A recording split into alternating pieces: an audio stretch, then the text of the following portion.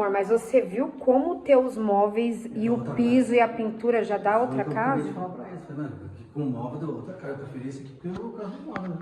Mas você vai ver quando eles arrumarem aquele apartamento lá de cima. Mas igual ele que faz móvel planejado, você não... Sucesso.